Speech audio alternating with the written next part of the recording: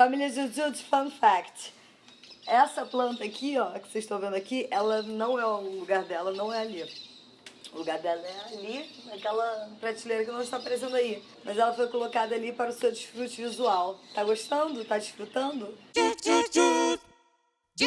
Teve uma vez que eu fui pro Acre pra gravar vídeo de látex, borracha, já colocamos esse vídeo nesse canal. E aí aconteceu uma história no Acre que eu nunca contei. Eu não sei porque eu nunca contei, porque eu sempre conto em palestra, eu sempre conto em entrevista.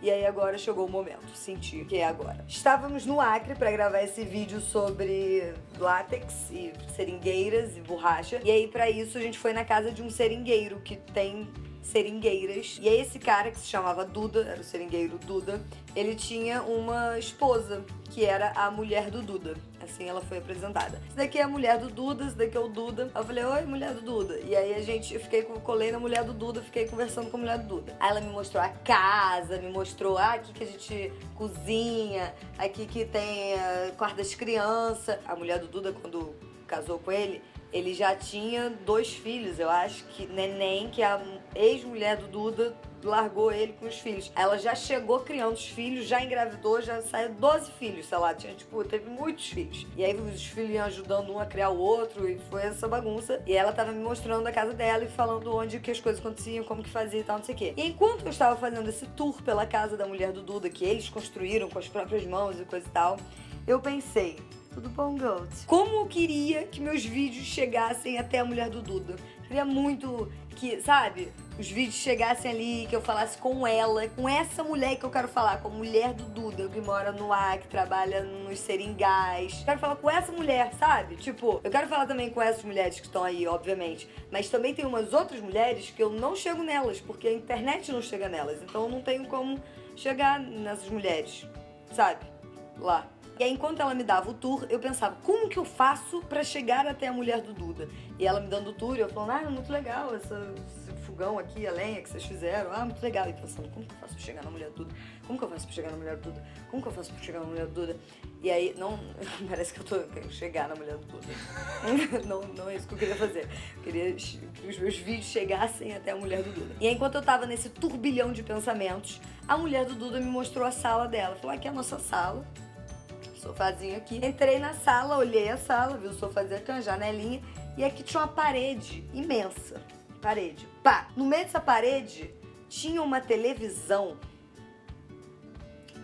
Eu não entendo de polegadas, mas se o mundo fosse medido nas minhas polegadas, ia ser umas 200 polegadas. Tem isso? 200 polegadas? Eram muitas polegadas. Assim, ó. Era polegada de lado. Polegada.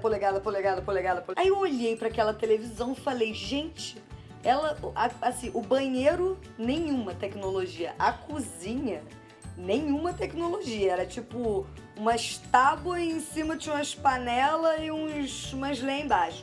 Mas na sala vivia uma televisão do tamanho do meu corpo, de lado. Aí eu olhei pra aquela televisão e quem estava lá naquela televisão? Lá dentro da televisão? Fátima Bernardes. Fátima Bernardes fala com a mulher do seringueiro. Eu não falo com a mulher do seringueiro. Você, quando você faz textão no Facebook, você tá falando com um monte de gente. Mas você não tá falando com a mulher do seringueiro. Isso pra gente pensar 2 coisas. Primeiro, esse ódio e repulsa que a gente tem da televisão, do tipo, mídia corporativista burguesa, né?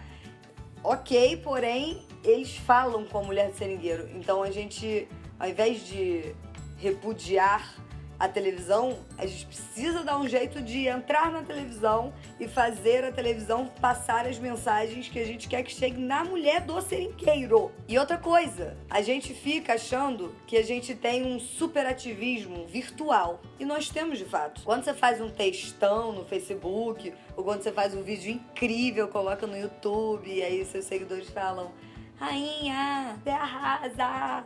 E aí você fica tipo, yes! Perigosa essa armadilha, porque essa mensagem que você tá colocando aí tá sendo muito ouvida por pessoas que já estão predispostas a ouvir essa mensagem. Tem as pessoas que não querem ouvir essa mensagem, que elas só cagam, e tem umas pessoas que elas não têm como ouvir essa mensagem. A gente chega em muita gente e é ótimo, e a gente realmente toca a vida de muitas pessoas. Só que é bom lembrar que é tipo, quase 50% da população brasileira não tem acesso à internet. A gente tem a sensação de que todo mundo tem internet. Porque a gente entra no ônibus e tá todo mundo no celular. E você pensa, essas pessoas têm internet. E você vai numa festa de família e seus primos todos têm internet. Suas tias têm internet. Então as tias mais velhas que você imaginaria que elas não entendem muito de internet, e elas estão, assim, arrasando nos stories no Instagram. A gente tem pessoas em volta da gente que estão cheias de internet. Mas aí isso causa uma falsa impressão de que todo mundo tem internet. Não é todo mundo que tem internet. Mesmo se você for muito famoso, muito cheio de seguidores, inscritos, não sei o que, tipo Evaristo. Evaristo não fala com esses 50% da população brasileira que tem internet. Só que como a gente tá na rede, a gente tá colocando as coisas e qualquer pessoa poderia ver o que você tá escrevendo, não significa que as pessoas realmente estão vendo. E aí a gente fica com uma falsa sensação de ativismo. Porque a gente fala, tipo, fiz meu textão. Estou pronta para seguir em frente com a minha vida, meu serviço aqui está feito. Tudo que eu podia fazer pela população brasileira eu já fiz, porque eu fiz um texto incrível sobre machismo e gravei um vídeo ótimo sobre reciclagem. E aí agora tá tudo certo, vocês que levem a informação adiante. Não sei se é a melhor ideia. Bom ter isso, mas isso não pode impedir que a gente tenha a conversa frente a frente. Porque se você não fala... Você não vai lá e fala com umas pessoas, essas pessoas não vão ter acesso a essas informações que você acha que elas têm porque você escreveu um textão no Facebook. Mas também choices, né? Se a sua vontade é falar com pessoas que não estão dentro da sua bolha, eu acho legal não excluir completamente a possibilidade do jeito mais antigo de comunicação, que é falar com as pessoas, assim, ó. Tudo bom? Me fala como tem sido ser uma mulher pra você esses dias.